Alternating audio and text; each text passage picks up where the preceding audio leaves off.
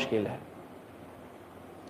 Discuss کرنا بہت آسان ہے کہ ہم اس پہ تبصرہ کر لیں، ہم اس پہ بات کریں کہ توکل کرنا چاہیے، لیکن جیسے ہی ہمارے اوپر کوئی مصیبت آتی ہے، جیسے ہی ہمارے اوپر کوئی غم کا پہاڑ آتا ہے، ہم فوراً صبر کا دامن چھوڑ دیتے ہیں اور ہم توکل سے کوسوں دور نظر آتے ہیں۔ کیوں؟ اس لیے کہ اب ہم مشکلات میں گر چکے ہیں، تو اب ہمارے پاس توکل بھی سمجھ میں نہیں آتا اور ہم نا امید ہوتے ہوئے اور مایوس ہوتے ہوئے نظر آتے ہیں، جبکہ آپ جانتے ہیں کہ اسلام کے اندر نا امیدی نام کی تو کوئی چیز ہے ہی نہیں۔ قل یا عباد الذین اسرفوا علی انفسہم لا تقنطوا من رحمت اللہ ان اللہ یغفر الذنوب جمیعا۔ کیوں مایوس ہو رہے ہو؟ کیوں نا امید ہو رہے ہو؟ اللہ کی رحمت سے نا امید نہ ہو، مایوس نہ ہو۔ اللہ کا کمال ہی یہ کہ ان اللہ یغفر الذنوب جمیعا، جمیعا کی لفظ استعمال ہے، یہ نہیں کہ تمہارے ایک گناہ دو گناہ معاف کر دے گا۔ یہ جو انسان سوچ کے بیٹھتا ہے کہ ہم گناہوں میں اتنے آلودہ ہو چکے ہیں تو ہم کیسے اللہ سے توبہ کریں اور کیسے ہم یہ امید رکھیں کہ اللہ ہمیں معاف کرے گا۔ قرآن کہہ رہا ہے، خدا کہہ رہا ہے تمام گناہ بخش دے گا، سارے کے سارے گناہ بخش دے گا۔ شرط کیا ہے؟ شرط یہ ہے کہ وَمَن يَتَوَكَّلْ عَلَى اللَّهِ فَهُوَ حَسْبُهُ، توکل تو ہو آپ کے اوپر۔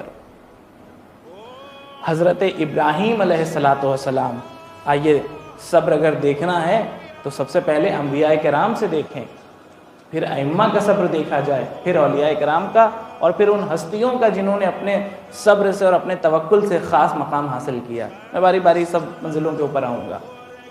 انبیاء میں اگر صبر دیکھنا ہے، بہت سے نبی ہیں، بہت سے سارے نبی کے صبر کے تمام تر واقعات قرآن مجید میں اور دیگر روایات میں موجود ہیں، تاریخ کی کتابوں میں موجود ہیں۔ ابراہیم کے بارے میں میں آپ کی خدمت میں پیش کروں مختصر سے لفظوں میں۔ ابراہیم منجنیق میں لٹکائے جا رہے ہیں، آگ روشن ہے اور اس آگ کی تمازت اور شدت اتنی زیادہ تھی کہ روایات کے فقرے ہیں کہ اگر اس آگ کے اوپر سے، آگ سے نہیں، آگ کے اوپر سے کوئی پرندہ بھی گزر جاتا تو جل کے گر جاتا، خاک ہو جاتا۔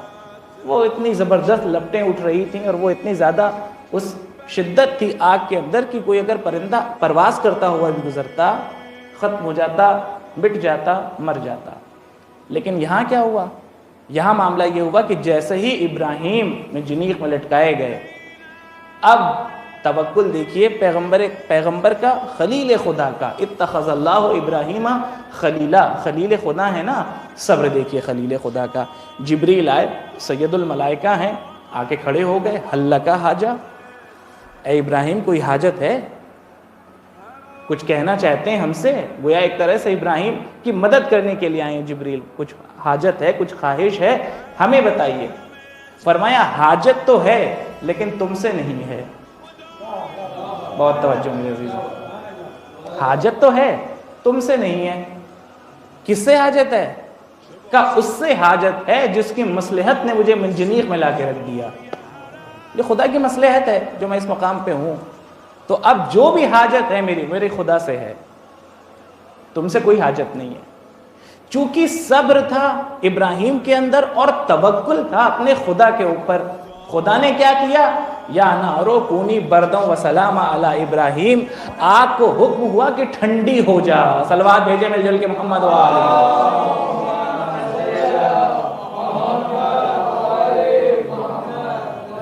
آگ کو حکم ہوا کہ ٹھنڈی ہو جا ابراہیم کے اوپر، گلزار ہو جا۔ آگ ٹھنڈی ہو گئی، گلزار ہو گئی، ابراہیم بچ گئے۔ لیکن ابھی نتیجہ رہ گیا ہے، نتیجہ لے جائیے۔ ابراہیم کے توکل نے دو باتیں سمجھائیں۔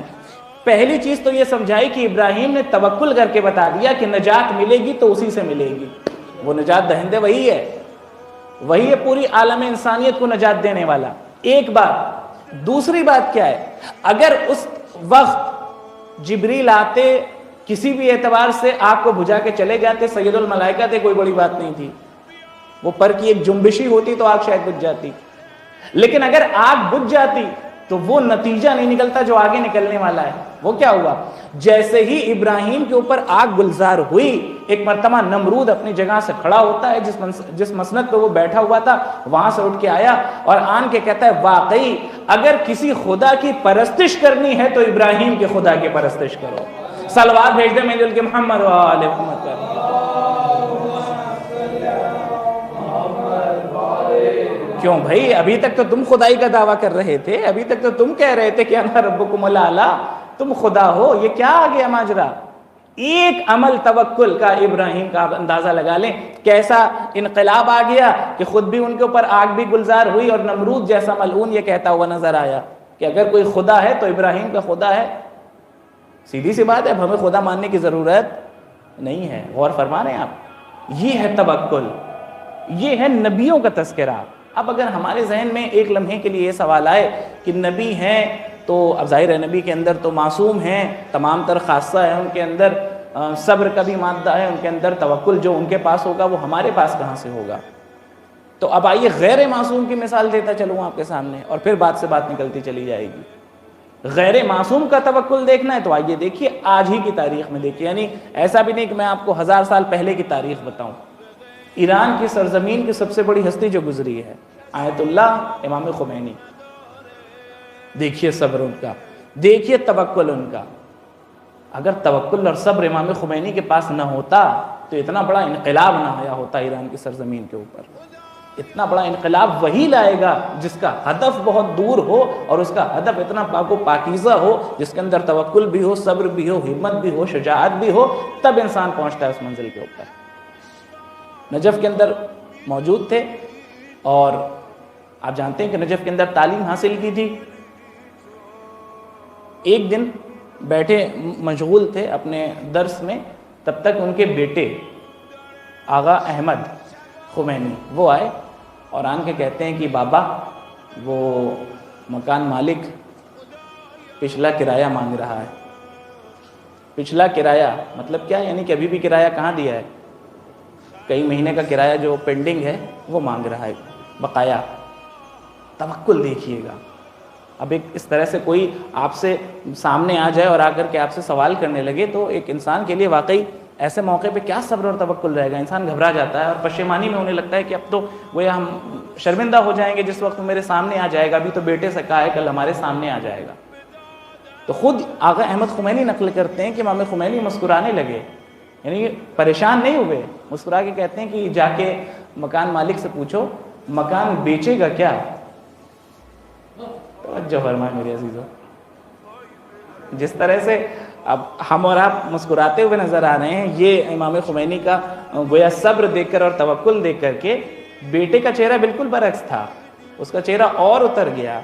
انہوں نے کہا بابا گزشتہ کرایہ تو دیا ہی نہیں ہے، بقایا کرایہ تو ابھی بچا ہی ہوا ہے، اور آپ کہہ رہے ہیں کہ ہم مکان خریدے گا کیا؟ مکان کیوں بیچنے لگا، اور آپ مکان کیسے خرید پائیے گا؟ بہرحال امام خمینی نے کہہ دیا اور اپنے کام میں مصروف ہو گئے۔ یہ واپس گئے اور جب ان سے مکان مالک ملا، ایک بار ملا اس نے پھر کرائے کی ڈیمانڈ کی، انہوں نے کچھ نہیں کہا، یعنی امام خمینی والا جملہ نہیں دہرایا، کیونکہ انہیں شرم آ رہی تھی کہ میں کیسے کہوں، ابھی کرایہ تو دیا ہی نہیں، میں اس سے کہہ دوں کہ مکان بیچو گے کیا، ہمیں خریدنا ہے۔ اور دوسری بار پھر وہ آیا مکان مالک، اور تیسری بار پھر آیا۔ اب جب تیسری بار آیا تو اب یہ منزل تھی کہ اب ان سے نہیں رہا گیا، تو یہ پھر بابا کے پاس آئے اور کہتے ہیں بابا وہ پھر آگے مجھ سے تقاضا کر رہا ہے اور اب کیا کیا جائے؟ انہوں نے وہی بات دہرائی، کہا تم نے اس سے کہا نہیں مکان بیچو گے کیا؟ تو اب انہوں نے سوچا جب کہہ رہے ہیں اور یہ توکل ہے تو اب ہم بھی ان کے اوپر بھروسہ کرتے ہوئے ہاں کر دیتے ہیں۔ یہ گئے اور جا کے مکان مالک سے کہا مکان بیچو گے؟ فوراً اس نے کہا ہاں مجھے بیچنا تو ہے ہی، اگر آپ خریدنا چاہتے ہیں تو پھر ٹھیک ہے، کتنے میں خریدو گے؟ کہا 20,000 تومان، 20,000 تومان کے اندر مکان ہم بیچ دیں گے۔ کہا ٹھیک ہے۔ اب مکان خریدنے اور بیچنے میں بڑی فارمیلٹیز ہوتی ہیں، وہ پورا جا کر کے خاص دفتر ہوتا ہے جہاں کے اوپر لکھا پڑھی والا سارا کام ہوتا ہے، سب تفصیل آپ جانتے ہیں، وہ اپنے ذہن میں رکھیے گا کہ اس میں ٹائم لگتا ہے۔ اب آدمی جاتا ہے، جا کر کے دفتر کے اندر کام ہوگا، سب لکھا پڑھی ہوگی، ساری چیزیں ہوں گی، لیکن امام خمینی کہہ چکے ٹھیک ہے اس سے کہہ دو ہم خریدیں گے۔ بیٹے نے کہا ٹھیک ہے۔ اب یہ ساری چیزیں ایگریمنٹ وغیرہ اگلے دن ہونا ہے، یہ پھر واپس آئے، بابا آپ نے کہہ تو دیا ہے، 20,000 تومان ہے کہاں، دیں گے کہاں سے ہم، پیسہ کہاں ہے ہمارے پاس؟ کرنا گھبراؤ، انتظار کرو۔ اچھا، اللہ بھی امتحان جو لیتا ہے وہ اپنے خالص بندوں کا لیتا ہے۔ آپ دیکھیے گا امام خمینی کا امتحان، ابھی تو یہ توکل کر رہے ہیں، توکل کرنا اتنا آسان بھی نہیں ہے، بھروسہ کرنا اور صبر کرنا اللہ کے مشیت کے اوپر اتنا آسان بھی نہیں ہے۔ قدم قدم پہ آپ کو ایسا محسوس ہوگا کہ بھئی یہ ہم سے غلطی ہونے جا رہی ہے، اب تو ہم صبر کا دامن چھوڑ دیں گے۔ یہاں بھی یہ ہوا، ابھی یہ انتظار ہی کر رہے تھے کہ ایک قافلہ آیا، خمین کے رہنے والے تھے، جہاں کے خود امام خمینی رہنے والے تھے، وہاں کے افراد تھے، نجف آئے تھے اور نجف سے مکہ جا رہے تھے. تو کہتے ہیں کہ سرکار ہم آپ کی خدمت میں آئے ہیں اور لمبے سفر پہ جا رہے ہیں، کچھ کیش ہمارے پاس رقم ہے، ہم نہیں چاہتے ہیں کہ سفر میں اپنے ہمراہ لے کے جائیں، ڈر ہے کہ کہیں ایسا نہ ہو کہ ہمارا پیسہ جو ہے وہ کوئی لوٹ لے، کوئی چھین لے. تو کیا چاہتے ہیں آپ کا یہ پیسہ بطور امانت آپ اپنے پاس رکھ لیں، توکل کا نتیجہ دیکھتے جائیے. امام خمینی نے کہا کہ ایک شرط پہ رکھیں گے کہ جب تک آپ واپس نہیں آ جاتے ہمارے پاس، اس پہ تصرف کا حق ہمیں دے دیں کہ ہم اس کے اوپر تصرف کر سکیں، ہم چاہیں تو خرچ کر سکیں. کہ سرکار آپ کا پیسہ ہے، اب جب ہم آئیں گے تبھی آپ سے لیں گے. یہ نکلے. اب احمد خمینی کہتے ہیں کہ ہم مسکرانے لگے کہ چلو بابا کا توکل کام آ گیا، بابا نے جو صبر دکھایا تھا، یہ 20,000 آ گئے ہمارے پاس، اب تو مکان خرید لیں گے. اور اس کو پھر فون کیا یا وہ اسے رابطہ کیا، اور رابطہ کرنے کے بعد کہا چلو بھائی ایگریمنٹ کروا لیں. یہ ایگریمنٹ کے لیے نکلے، امتحان شروع ہو گیا. یہ ایگریمنٹ کے لیے نکلے، وہ جو قافلے والے مکہ جانے والے تھے وہ واپس آ گئے، کہنے لگے سرکار ارادہ کینسل ہو گیا، ارادہ کینسل ہو گیا، وہ رقم اگر آپ ہمارے حوالے کر دیں. اب امام خمینی نے وہ رقم جو لی تھی ان کے حوالے کر دی. ظاہر شرط ہی تھی کہ جب ہم وہاں سے لوٹیں گے تو لیں گے، اب گئے ہی نہیں تو تصرف کا کوئی مطلب ہی نہیں بنتا. اب ان کے حوالے کیا. اب وہ ایگریمنٹ کے لیے پہنچے ہوئے ہیں، پھر آئے، پیسے کی ضرورت ہے. لیکن کیا ہوا کہ وہ آئے تھے جن کی امانت تھی وہ واپس لے کے چلے گئے. اب کیا ہو؟ وَمَن يَتَوَكَّلْ عَلَى اللَّهِ فَهُوَ حَسْبُهُ. اگر اللہ کے اوپر انسان توکل کرے تو پھر اس کا کیا نتیجہ نکلتا ہے. ابھی آپس میں گفتگو ہو ہی رہی تھی باپ بیٹے کی. ایک مرتبہ دروازے پہ کسی نے دق الباب کیا، دروازہ کھولا تو امام خمینی کے بڑے بھائی آغا مرتضیٰ خمینی وہ موجود تھے. سلام علیک ہوا، کیسے آنا ہوا، خیریت تو ہے؟ کہ خمین کے اندر وراثت تقسیم ہوئی ہے اور اس وراثت میں آپ کا حصہ 20,000 تومان آپ کی خدمت میں حاضر ہے. صلوات